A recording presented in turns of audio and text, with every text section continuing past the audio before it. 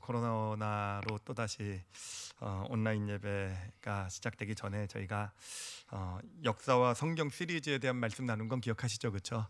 근데 이놈 코로나 때문에 이제 또 온라인 예배로 전환이 되면서 이제 주제 코로나에 좀 맞는 주제 주시는 거 이렇게 같이 나눴는데 이제 또 다시 좀 시리즈로 좀 말씀을 시작을 할까 이렇게 생각을 했습니다. 근데 아직 역사와 성경 시리즈가 다 끝나질 않았어요. 가장 중요한 신구약 시대가 중간기가 남아 있는데, 아무래도 이 신구약 중간기는 조금 좀 지식적인 부분도 있고 그래가지고 온라인 예배로 들으시는 분이 신구약 중간기를 같이 들으시면 이게 무슨 설교냐 인강이지 뭐 이럴 것 같아서. 인강이 뭔지 아시죠? 아이들 듣는 인터넷 강의 이러실 것 같아서 좀 뒤로 미루고 나중에 하도록 하고요. 오늘부터는 그 영적 성장이라는 그런 큰 주제를 가지고 우리가 믿음의 삶에서 어떻게 영적으로 더 성장해 나갈 수 있는지에 대한 것을 가지고 함께 좀 나눠가려고 합니다. 사실 이 내용은 제가 올해 초부터 좀 준비해왔던 내용이고 해서 좀 이렇게 하나하나 좀 정말 영적 성장에 있어서 정말 핵심이 되는 것들, 또 우리가 꼭 기억해야 될 것들, 이런 것들을 같이 나눠 나가도록 하겠습니다. 오늘은 그 영적 성장 시리즈 첫 번째로 실천론이라고 해서 실제로 영적 성장에 필요한 어떤 구체적인 믿음을 같이 배워나가는 실천론의 첫 시간이고, 제목은 고난과 인내가 되겠습니다. 고난과 인내하면 워낙 많이 들어본 그런 주제겠지만, 또 영적 성장의 측면에서 같이 살펴보실 때 여러분 새롭게 은혜 많이 받으시기 바랍니다. 제가 이 영적 성장이라는 주제를 이렇게 좀 보게 된 것이 어떤 책을 접하면서였어요. 아주 유명한 학자가 쓴 책이었는데, 이 사람이 이 책을 쓸 당시에는 이제 크리스찬은 아니었다고 합니다. 오히려 불교 쪽에 더 가까웠다가 이 책을 다 쓰고 나서 아주 독실한 크리스찬으로 바뀌어간 이런 아주 특이한 어떤 정신분석 학자더라고요. 근데 책의 내용이 참 좋았는데, 특히 그 책 첫 시작에 나오는 이 내용이 제 마음을 확 사로잡았어요.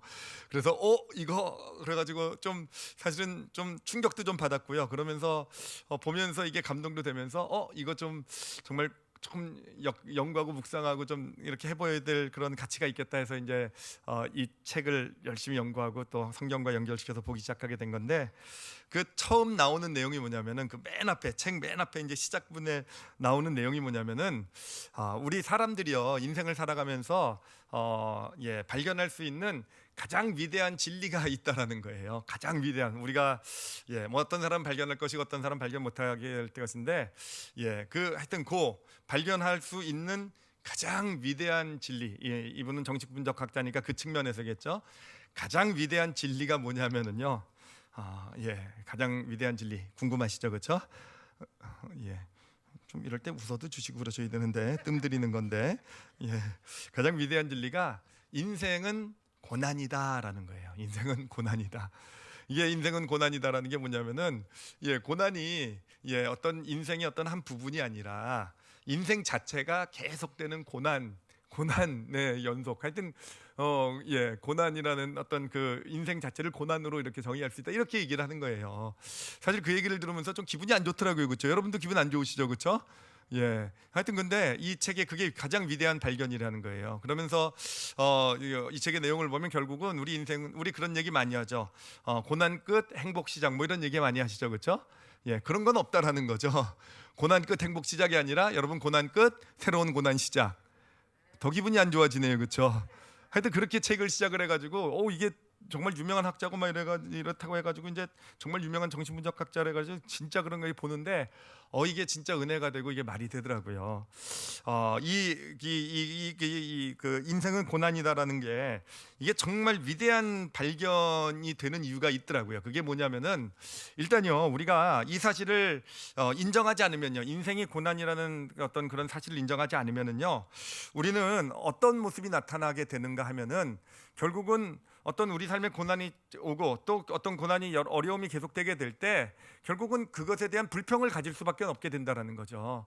왜 나에겐 또 이런 고난이 찾아왔을까? 내가 정말 이런 어려움을 넘겼는데 왜 또 이런 일이 나에게 생길까? 그러니까 결국은 이 사실을 받아들이지 못하게 되면은 우리는 계속 고난 가운데 불평하는 어떤 그런 인생이 될 수밖에 없다라는 거예요. 그리고 그 당연히 불평하면서 고난을 대하게 되면은요, 우리의 모습은요, 그 고난을요 어떻게 합니까? 외면하는 방향으로, 그 고난을 어떤 피해서 숨는 방향으로. 그래요.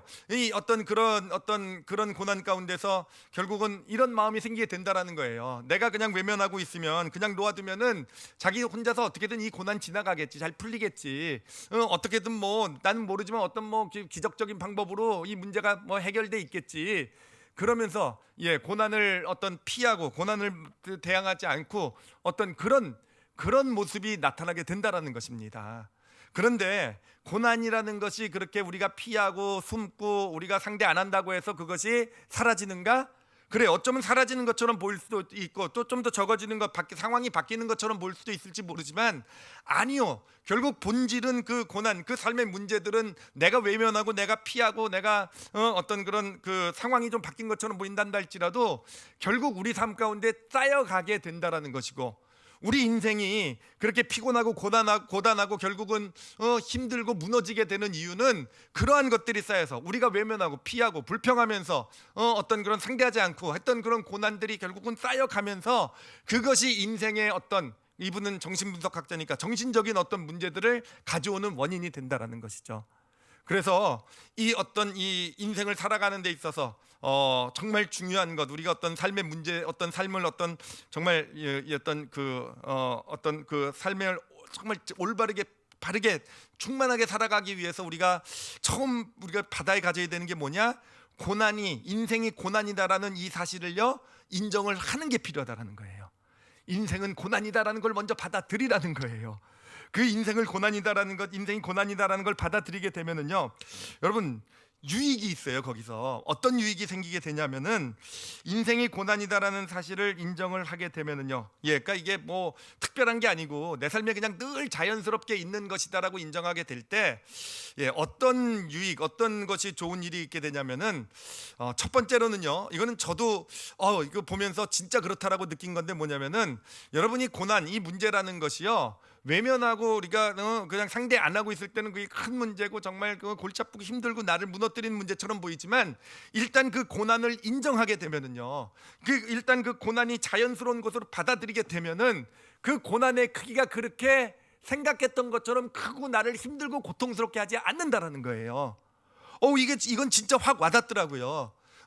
여러분들도 한번 삶을 생각을 해보세요. 이 고난이라는 것이 외면하고 피했을 때 커 보이고 나를 힘들게 하고 그것 때문에 불평불만을 만들어내지, 사실은 그 고난을 내가 받아들이고 결심하고 이것이 나에게 그래 내가 겪어야 될 것이다 라고, 이 내 삶의 자연스러운 것이다 라고 인정하게 되는 순간에요, 그래요, 정말 생각한 것만큼 힘들고 어렵지 않더라고요. 사람들이 옆에서 볼 때는, 주변에서 볼 때는 어떻게 그렇게 힘든 일 가운데 어떻게 잘 지내십니까? 정말 너무 어렵지 않습니까? 정말 어떻게 이기십니까? 이런 근데 실제 당사자가 되면요, 그 고난 안에 그것을 인정하고 있으면요, 그렇지 않다라는 거예요. 능히 이게 내가 겪어낼 수 있는 그런 문제구나라고, 우리가 고난을 인정하게 될 때 그런 어떤 그런 우리 삶의 문제를 그렇게 대할 수 있는 그런 능력이 우리 가운데 생기게 된다라는 것입니다. 그리고 두 번째로는 뭐냐면은, 여러분 사실 이 고난이라는 거, 우리 인간이 언제 진짜 성숙해지는가? 오늘 주제가 영적 성장이죠. 언제 영적 성장을 이루게 되는가는 보면요, 일상적인 편안하고 이럴 때가 아니에요. 진짜 어떤 우리의 삶의 영적인 성장은, 우리의 인격적 삶의 더 성숙은요, 이 고난 가운데서 그 안에 머물면서 그것을 풀어가면서 우리에게 이루어지는 거 아니겠습니까? 예를 들면, 아주 쉽게 이해할 수 있는 예를 들면은요, 여러분 우리 아이들, 자녀들 다 시험 보죠, 그렇죠? 문제들 다 풀죠, 그렇죠? 정말 저는 제 딸내미가 그런 시험 보고 문제를 풀 때마다 되게 마음이 좋아요. 아니, 딸내미 때문에 좋다는 게 아니라 나는 시험을 안 보니까 얼마나 좋냐. 그렇잖아요. 저도 죽도록 공부하고 죽도록 시험 보고 그냥 시험에 매여서 살았잖아요. 근데 이제는 시험 안 봐도 되지 않습니까? 정말 제가 예전에 교수하고 그랬을 때 제일 고소했던 게 학생들 시험 보는 거, 문제 내고 풀게 만드는 거, 니네들은 좀 고생해봐라 이런 거. 그런 마음으로 하면 안 되나요? 하여튼 근데 그럼에도 불구하고 그게 힘들고 어려운 일이라는 걸 알면서도, 진짜 아이들을 정말 힘들고 고통스럽게 하는 일인 줄 알면서도, 그렇다고 거기서 우리가 빼내주지 않잖아요, 그렇죠? 넌 시험 보지 마, 넌 시험 안 봐도 돼, 넌 문제 풀지 말고 그냥 편하게 살아, 이렇게 안 하잖아요. 왜 그렇습니까? 그렇게 문제를 풀어가면서 그 안에서 그 아이의 실력이 더 커지는 거 아니겠습니까? 그렇잖아요. 배움이 있고 그 안에서 더 어떤 더 실력 있는 이 세상을 살아갈 수 있는 아이로 그렇게 커가는 걸 아니까, 정말 이 시험이라는 게 얼마나 힘들고 어려운 건 지긋지긋한 걸 알면서도 우리 아이들을 또 그 길을 걷게 하는 게 부모의 마음 아니겠습니까? 그래요. 실제 우리도 그렇다라는 거예요. 여러분, 고난이라는 것이 우리에게 있어서는 정말 그 고난 안에 머물면서 우리 삶에서 진짜 필요한 어떤 영적 성장을 이뤄나가는 그런 과정이 되어져 간다라는 거. 바로 우리가 고난을 인정하게 될 때, 받아들이게 될 때, 우리는 그 안에 머물게 될 때 정말 하나님이 원하시는 그런 모습으로 지어져가는 그런 축복을 누리게 될 것입니다. 그러므로 이 고난을 생각할 때, 이 고난이 끝나면 행복이 시작되겠구나, 헛된 꿈들은 다 버리시기 바랍니다. 고난 끝 행복 시작이 아니라, 고난을 볼 때는요, 우리가 봐야 될 자세는 뭐겠습니까? 그 고난 안에 잘 머물러 있는 것이 우리가 보아야 될 거예요. 고난을 외면하고 피하고 벗어나고 어떤 그런 어떤 그냥 가만 놔두면 뭐 되겠지, 아니요. 그 안에 잘 머물러 있을 수 있어야 된다라는 것. 그것이 고난의 어떤 축복을 가져다주는 그런 모습이 된다라는 것입니다. 자, 그런데 이런 깨달음은요, 사실은 성경의 가르침하고 아주 정확하게 일치를 해요. 오늘 베드로전서 말씀이에요. 4장 12절 13절 말씀을 보면 이렇게 얘기를 합니다. 고난에 대해서요. 사랑하는 자들아, 너희를 연단하려고 오는 불시험을, 연단하려고 오는 불시험이라고 되어 있어요. 불시험이 뭐겠습니까? 결국 고난을 얘기하는 거겠죠. 어려운 문제들이겠죠. 근데 그 목적이 뭡니까? 왜 옵니까? 연단하려고 그래요. 연단이 뭡니까? 영적 성장이잖아요, 그렇죠? 그러니까 성경이 정확하게 얘기하고 있어요. 우리에게 있는 모든 고난은요, 영적 시험, 영적 성장을 위한 것이다. 그것을 이상한 일 당하는 것처럼, 당하는 것 같이 이상히 여기지 말래요. 여러분, 이상히 여기지 말라는 얘기가 뭐겠습니까? 당연한 것, 자연스러운 거라는 거예요. 그러니까 이 정신분석 학자의 말이 아니라 성경이 먼저 정확하게 얘기하고 있어요. 이 고난이라는 건 자연스러운 것이다, 이상한 게 아니다. 너희 인생에 자연스럽게 당연히 있는, 너희 인생 자체가 그 고난이 당연히 오는 것들이다 라고 얘기하고 있는 거예요. 게다가 성경은요, 그렇게 당연한 것, 자연스러운 것으로 고난을 얘기하고 있을 뿐만 아니라 13절을 보면 뭐라고 얘기하고 있습니까? 오히려 너희가 그리스도의 고난에 참여하는 것으로 어떻게 하라고요? 즐거워라. 성경은 한술 더 뜨고 있어요. 그러니까 성경의 가르침을 정리해 보면은, 여러분, 어떤 참된 영적 성장이라는 것은 이 고난 안에 머무름으로써 이루어지게 된다라는 거예요. 고난 안에 머물러 있게 될 때 참된 영적 성장이 이루어지게 되는 거. 그리고 고난 안에 머물러 있는 것을 성경적인 용어로 뭐라 그런지 아십니까? 그것을 바로 인내라고 하는 거예요. 인내라는 것은 고난 안에 내가 머물러 있는 거예요. 바로 인내. 그 인내 가운데 영적 성장이 이루어지게 되는 것이고, 그런데 인내를 할 때 성경은 어떻게 하라고 얘기를 합니까? 즐거워하라 라고 얘기하고 있어요. 자, 그래서 이제 나누려고 하는 것이 뭐냐면은, 이제 인내, 고난 안에 머물러 있는 것이 인내라고 했는데, 어떻게 그럼 우리가 고난 안에 잘 머물러 있을 수 있을까? 우리를 인내하게 할 수 있는, 고난 안에서 인내할 수 있는 힘을 주는 것이 무엇일까? 를 한번 같이 살펴보도록 하겠고요. 또 고난 안에서 왜 인내를 해야 되는 것일까에 대해서 아주 실질적으로 좀 같이 살펴보려고 해요. 왜 이게 인내라는 것이 우리에게 무엇을 가져다 주는지를 좀 실질적으로 좀 살펴보도록 하겠고요. 살펴보겠는데요.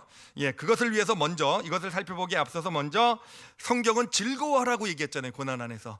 그러니까 인내 가운데, 고난 가운데서 우리가 머물러 있으면서 인내하면서 즐거워해야 되는데, 어떻게 그럴 수 있는지를 먼저 좀 잠시 살펴보도록 할게요. 자, 여러분 한번 생각해 보세요. 고난 가운데 지금 머물러 있어야 돼요. 근데 고난 안에 지금 머물러 있는데 어떻게 즐거워할 수 있겠습니까? 이 고난 안에서 어떻게 즐거워할 수 있죠? 이거 정말 힘든 일이죠, 그렇죠? 이게 이 고난 안에서, 이 고난이라는 것 자체가 우리를 힘들고 고통스럽게 하는 건데, 어떻게 그 안에서 즐거워할 수 있을까? 즐거워할 수 있는 방법이요, 두 가지가 있어요. 두 가지가 있는데, 첫 번째는 뭐냐면은요, 요 첫 번째는 제가 TV 드라마에서 힌트를 얻은 겁니다. 저는 TV에서 영감을 늘 많이 받는다 그랬어요. TV 드라마에서 힌트를 얻은 건데 뭐냐면은 옛날 드라마예요. 지금 뭐 제목이 나는 건 생각 안 나는데 어떤 내용이냐면은 어떤 집안이 이제 망한 겁니다. 이제 하던 그 집안이 이제 완전 분지박산이 나가지고 이제 사업이 망하고 이제 그 살던 집에서도 다 이제 결국 집을 나가야 되는 그런 상황이 된 거예요. 그러니 가족들이 다 어떻겠습니까? 마음이 다 무너졌겠죠, 그렇죠? 그 어려움 가운데 다 무너지고 다 힘들고 다 어떤 그런 고통하고 있는데 그 중에요, 그 아들이 하나 있었는데 그 아들 하나만 즐거워하는 거예요. 아들 하나만 그냥 싱글벙글 웃으면서 지내는 거예요. 근데 걔는 어떻게 그렇게 지금 집이 다 망해서 그렇게 가고 있는데 어떻게 그렇게 즐거워할 수 있었는지 아십니까? 어떻게 그렇게 즐거워할 수 있었냐면은 그 아이가요, 그 사람이요, IQ가 좀 모자란 사람이었어요. 그러니까 바보였다라는 거죠. 그러니까 다들 심각하게 있는데 너무 힘들어 와가지고 그 바보죠. 그 IQ 낮은 사람이 와가지고는 좀 모자란 사람이 와가지고 너무 힘들어하지 말라고, 다 잘 될 거야, 괜찮아, 다 잘 될 거야 이러는 거예요. 우리 아빠가 그랬어. 우리 아빠가 다 잘 될 거라고 그랬어. 그런 거예요. 그랬더니 야, 어떻게 잘 될 수 있냐? 이 바보의 대답이 뭐였겠습니까? 몰라죠, 몰라. 뭘 알겠습니까, 그 사람이요. 몰라. 하여튼 아빠가 잘 된다고 그랬어. 야, 언제 잘 될 수 있어? 이게 언제, 야, 지금 이게 언제나 잘 될 수 있다고. 몰라. 아빠가 잘 된다고 그랬어. 여러분, 바보가 되면 고난 가운데서 인내하면서 즐거워하실 수 있으세요. 그렇죠? 바보가 되시면 돼요. 좀 IQ가 좀 모자라지시고 그냥요. 예, 그러시면 돼요. 그게 한 가지 길이에요. 그리고 또 하나 고난 가운데 즐거워할 수 있는 두 번째 방법은 뭐냐면요, 결과를 아시면 즐거워할 수 있어요. 그렇죠?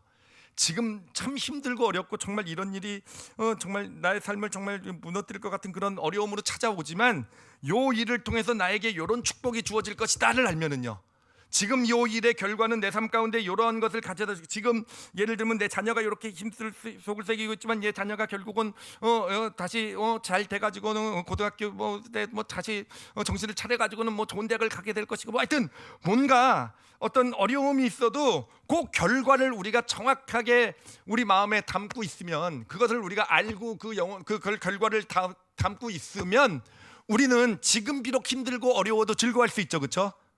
그렇죠? 결과를 알면 즐거워할 수 있잖아요. 그렇죠? 결과 좋다라는 걸 알면 그렇잖아요. 즐거워할 수 있잖아요. 그렇죠? 그게 또 한 가지, 두 가지 방법이에요.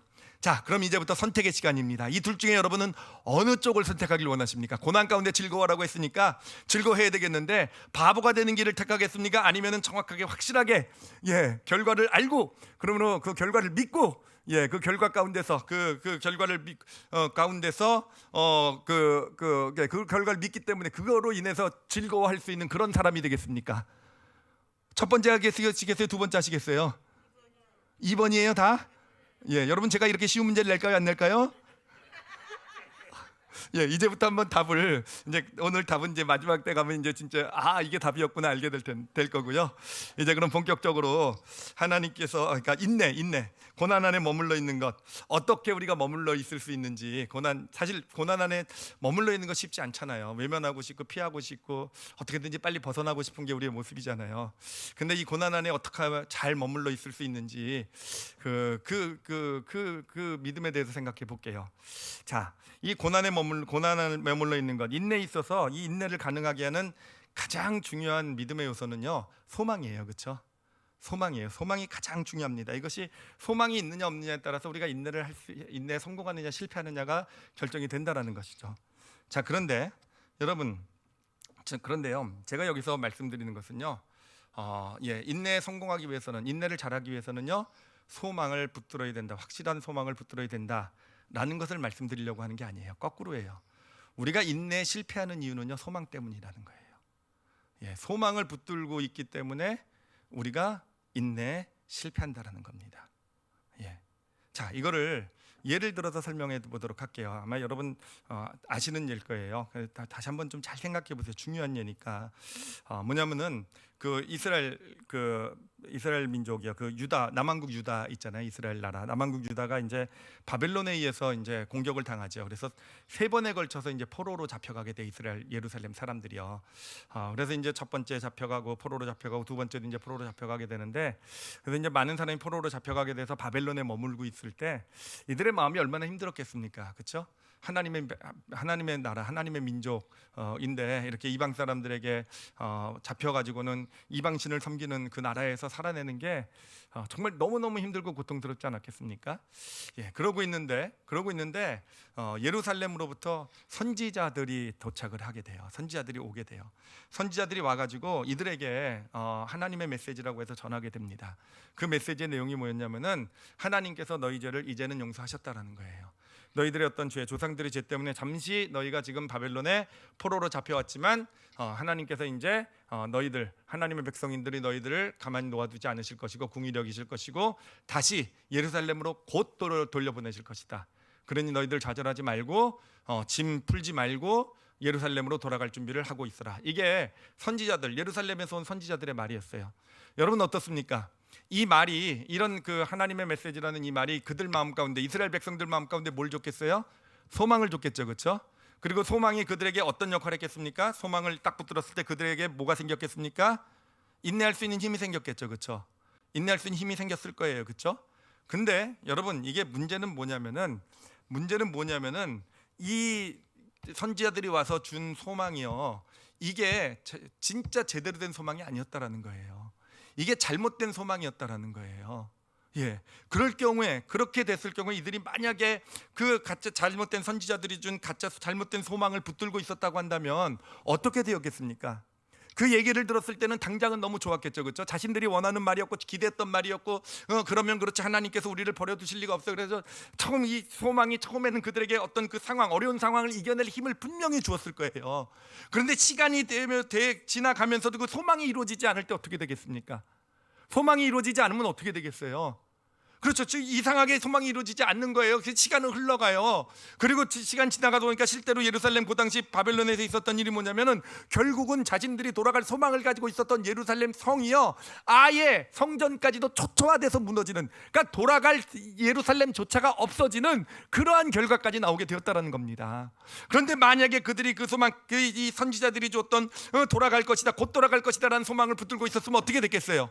잠시는 더 믿음으로 서고 더 뜨겁게 하나님을 의지하는 것처럼 보일 수 있을지 모르지만 결국은 그런 과정 가운데서 그 소망이 이루어지지 않는 것을 보면서 오히려 그들이 좌절하지 않겠습니까?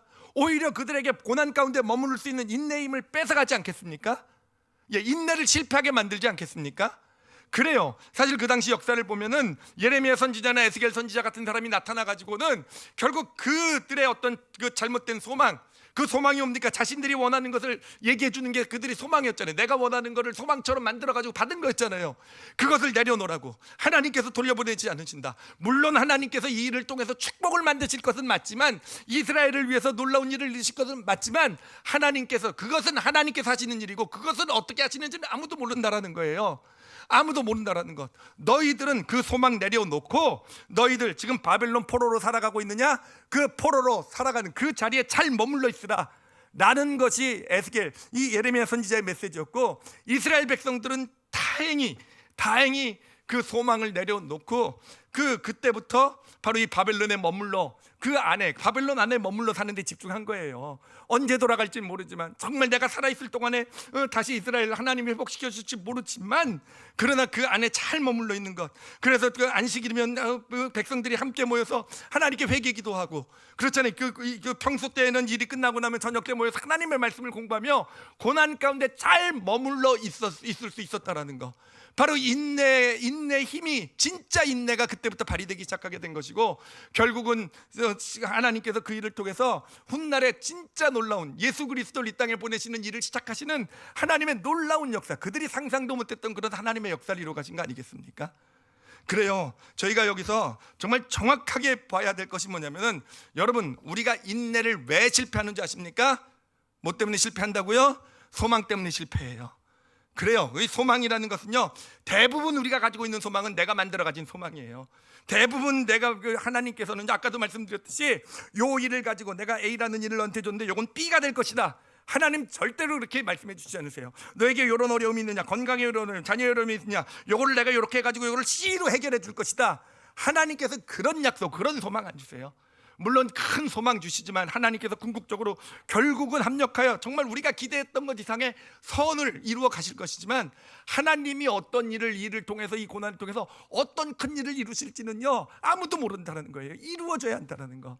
예수님께서 어떤 놀라운 은혜를 주실지는요 아무도 몰랐다는 거예요. 공생애 동안에 아무도 몰랐다는 거예요. 이루어진 후에야 야, 이런 크신 일을 행하셨구나. 이게 하나님이 하신 일이라는 거예요.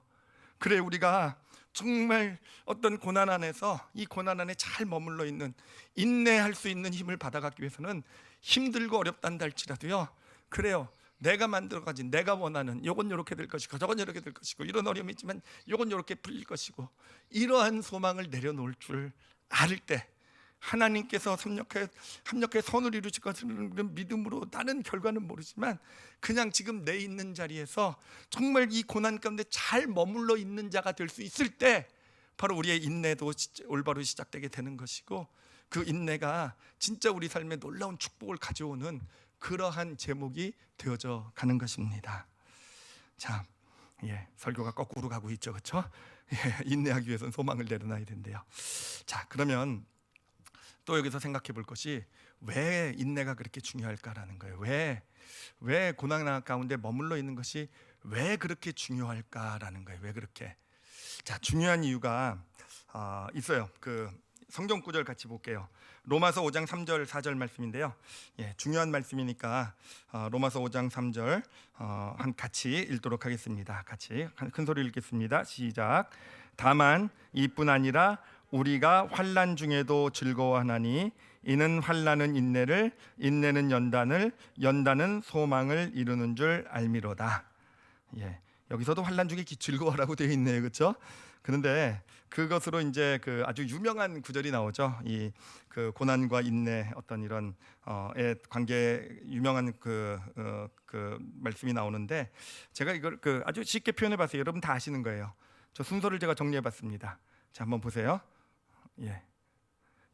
환난, 고난이죠, 그렇죠? 환난 다음엔 뭐가 있습니까? 인내가 있죠, 그렇죠? 인내 다음엔 뭐가 있습니까? 연단 있죠. 연단이라는 게 바로 우리가 말하는 영적 성장이겠죠. 그리고 마지막이 소망이 되죠, 그렇죠? 자, 여기서도 우리가 잘 볼 수 있는 게 뭐냐면은, 여러분, 인내하고 소망은요, 거리가 좀 멀어요, 그렇죠? 옆에 이웃 손 붙잡고 있지 않다라는 거예요, 그렇죠?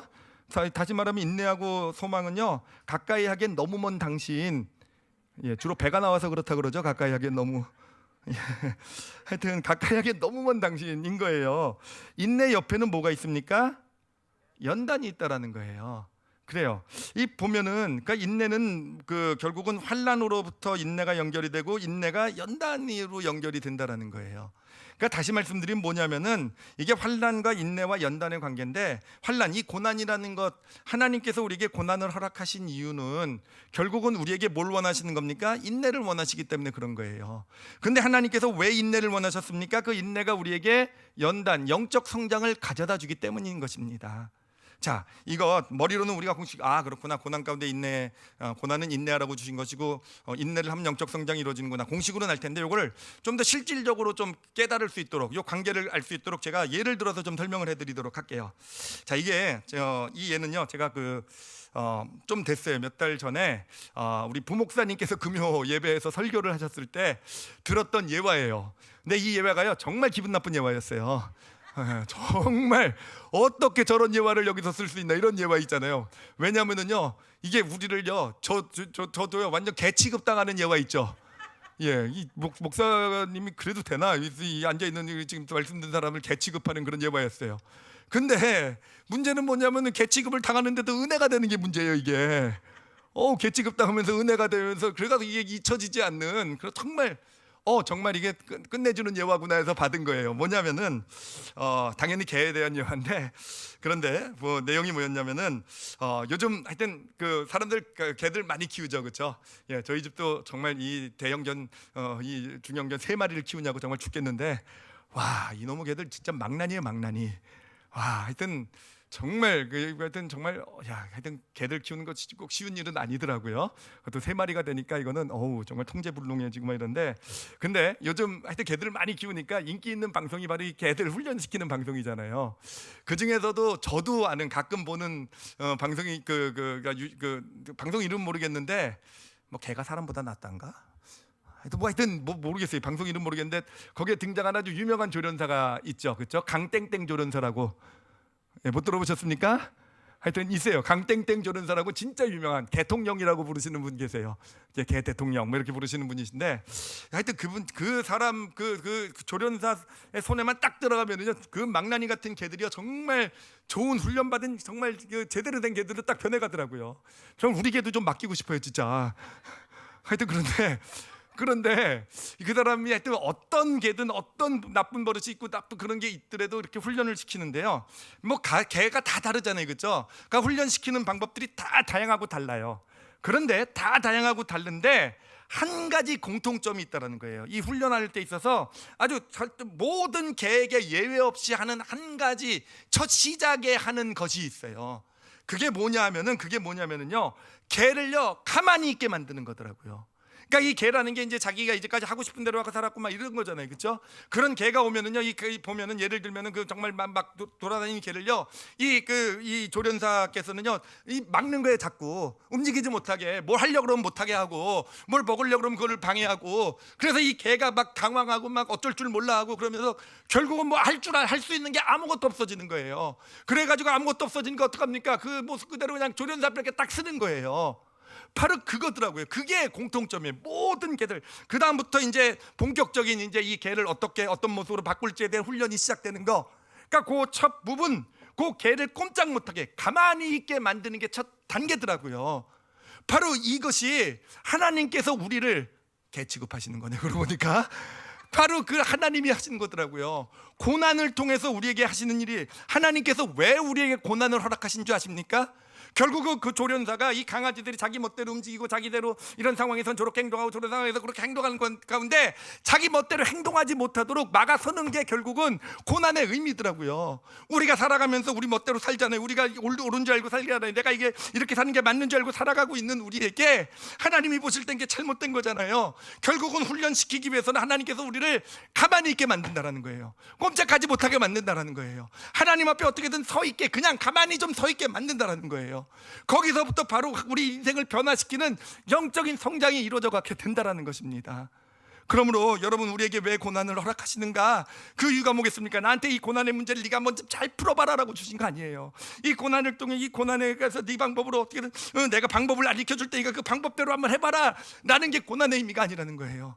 우리에게 고난을 주시는 의미는요, 우리에게 어려움이 있고 문제가 있고 자꾸 생각대로 안 되고 힘든 일이 있는 이유는요, 왜 그렇겠습니까? 하나님이 제발 좀 그 자리에 좀 서라라는 사인이에요. 네 멋대로 뭐 좀 하지 말고, 네 마음대로 뭘 좀 하려고 하지 말고, 네 힘으로 네 방법대로 하지 말고 하나님 앞에 서라. 우리가 서지 않고 뭔가 내 방법대로 하려고 하면 어떻게 되겠습니까? 하나님께서 또 막아서시지 않겠습니까? 또 어려움이, 또 고난이 찾아오는 거예요. 그렇지 않겠습니까? 또 내가 움직이려고 하면 어떻겠습니까? 하나님께서 또 막아서시는 거예요. 그래요. 고난을 허락하시는 의미는요, 우리에게 고난을 주시는 의미는 뭐겠습니까? 그렇습니다. 고난 가운데서 하나님 앞에 멈춰 서게 하시기 위해서 주신 거예요. 그리고 영적 성장은 언제부터 이루어지게 됩니까? 그렇게 멈춰선 순간부터, 그 멈춰 설 줄 아는 것, 하나님 앞에 그렇게 설 줄 아는 것, 고난 가운데서 움직이지도 않고 그 자리에 머물러 있을 줄 아는 것, 이게 인내가 되는 것이고, 그렇게 인내의 모습으로 하나님 앞에 고난 가운데, 갑자기 강아지가 생각이 나네요. 이러고 서 있는 그렇죠. 하나님 앞에 그렇게 우리가 서 있을 수 있을 때 우리를 이제 연단시키시는 영적 성장, 하나님이 원하시는 그릇으로 지어가시는 그런 하나님의 축복, 하나님의 그 역사, 하나님의 놀라운 일들이 우리 삶 가운데 우리 삶을 변화시켜 나가는 그런 모습, 새로운 모습으로 지어져가는 그런 영적 성장의 축복이 우리 가운데 이루어지게 되는 것입니다. 그래, 이것은요 정말 제가 이걸 깨닫고 또 정리를 해보니까 정말 은혜가 되더라고요. 특히 말씀을 이렇게 새롭게 이렇게 깨닫게 되면 제 삶을 이렇게 돌아보게 되면서 정말 그러셨구나 하는 걸 발견하게 돼요. 정말 큰 어려움과 문제가 있었을 때요, 그래요, 정말 그때 저는 그 어려움과 문제가 있었을 때 어떤 모습으로 섰던가, 정말 가장 후회가 되는 모습이 그거예요. 저는 그때 제가 옳다고 생각했기 때문에, 제가 정의라고 생각했기 때문에, 옳고 정의니까 제가 그 정의를 이루어가는 방향으로 움직일 수 있잖아요. 제가 옳다고 생각하는 대로 해도 되는 거잖아요, 그렇죠? 우린 당연히 그렇게 생각하잖아요. 그렇게 했었어요. 그렇게 뭔가 이런 어려움, 이런 문제 가운데 나는 옳으니까, 내가 이거 하는 게 맞으니까, 나는 정의니까 하고 움직였었어요. 그래, 어떤 때는 그 움직인 것이 좋은 결과를, 내 원하는 결과, 좋은 결과가 아니에요, 원하는 결과를 가져오기도 하고 그랬지만, 그러나 지금 와서 돌아보면은요, 결국은 정말 후회를 가져오고 아픔을 가져오고 정말 삶의 고통을, 정말 지금도 생각하면 정말 안타까움을 주는 일들은요, 결국은 내가 옳다고 생각하고 내가 맞다고 생각하고 그러면서 내가 가만히 있지 못하고 움직였던 그 일들, 예, 만약에 하나님께서 오늘 말씀을 다시 이렇게 깨닫게 해주지 못하셨으면 그거 돌아보지도 못하고 지나갈 뻔했어요. 근데 정말 그 일의 상처와 아픔, 지금도 고통이 되는 건 결국은 움직였던 거더라고요. 그런데 또 하나님께서 감사하게도 또 하나 기억나게 해주신 게, 그 당시 제일 힘들고 어려웠던 그런 순간이 막 정말 하이라이트로 올라가는 그런 순간이었는데, 그때 저랑 제 아내랑 둘이서 그때요, 예, 생각해보면 그것도 감사해요. 정말 감사해요. 예, 지금 미국 가고 싶어도 못 가잖아요, 그렇죠? 그때 무조건 미국에 있는 기도원을 갔어요.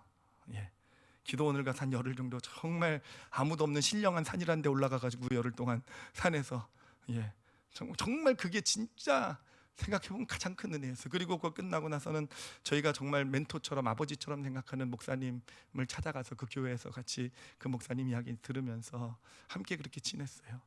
어떻게 보면은 사실은 뭐 기도원에 가서 열흘 지냈다고 해서 제가 갑자기 신령해지진 않았더라고요. 저는 신령해질 것을, 내가 이런 어려움에 기도원까지 가니까 하나님이 나를 무지 신령하게 만들어 주시겠구나 생각하고 갔는데, 뭐 그렇게 신령하게도 만들어 주신 것 같지는 않고, 그 당시엔 그렇게 생각했었어요. 근데 돌이켜 생각해 보면 그때가 진짜 하나님의 역사의 시작의 때였어요. 예, 하나님께서는 계속 못 가게 계속 막고 계셨던 거고요, 움직이지 못하게. 근데 제가 정말 감사하게도 아내와 제가 기도 가운데 기도원에 하나님 앞에 서기로 결심한 거 아니겠습니까? 서게 된 것이고요. 그 시간이, 그때가 바로 모든 어떤, 정말 하나님께서 단순히 문제를 해결해 주셨다는 게 아니에요. 정말 그 이후로요, 제가 변했어요. 제 아내가 변했고, 사역을 어떻게 해야 되는지에 대해서, 교회가 무엇인지에 대해서, 어떻게 하나님 앞에 서야 되는지에 대해서, 예, 그리고 문제, 고난은요, 어느 순간인가 시간이 지나고 나서 보니까 사라졌고요, 하나님께서 진짜 좋은 일로 만들어 가신 그런 축복을 경험하고 있더라고요. 그래요, 여러분. 그래요. 순서가 뭐죠? 환난, 고난 다음에 인내, 인내 다음에 연단, 연단 다음에 뭡니까? 연단 다음에 소망이에요. 그렇죠?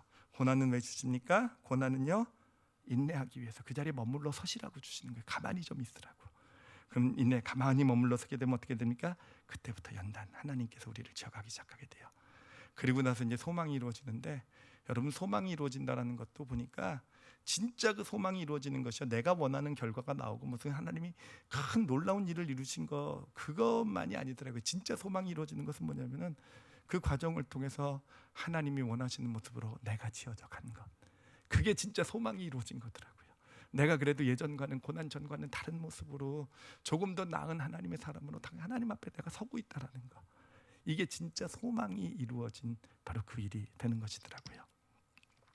자, 그러면 아까 시작 때 던졌던 질문으로 돌아가 보도록 하겠습니다. 고난 가운데 즐거워하라고 얘기했는데, 어떻게 즐거워할 수 있는 방법이 둘이 있다 그랬죠, 그렇죠?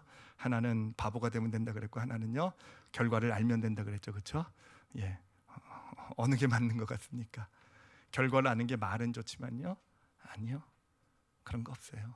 예, A가 됐으니까 B, 예, 지금 이런 어려움이 있으니까 이건 이렇게 풀릴 것이고, 그러니까 즐거워할 수 있고, 아니요, 잠시는 즐거워할 수 있을지 모르지만 우리가 그렇게 만들어가는 그런 결과들, 소망이죠, 우리가 스스로 만들어가진 소망은요, 결코 역사하지 않아요. 결코 잠시 즐거워할지 모르겠지만 오히려 하나님으로부터 멀어지고, 예, 오히려 인내하지 못하고, 예, 하나님으로부터 멀어지는 그런 결과밖에는 가져오지 않습니다. 여러분, 고난 가운데 그럼 뭐가 돼야 되겠습니까? 선택 하나 남았죠, 그렇죠? 고난 가운데 다들 바보가 되시기 바랍니다. 예, 어려운 일 있을 때 바보 되세요, 아시겠죠? 예, 개 취급하던 이제 바보 취급까지 제가 하고 있어요, 여러분을요. 예, 정말 그랬으면 좋겠어요. 세상은요, 우리가 똑똑하게 살아가고 정말 지혜롭게 잘 살아가지만, 정말 고난 어려움 가운데 하나님 앞에 설 때는요, 정말 똑똑한 척 안 했으면 좋겠어요.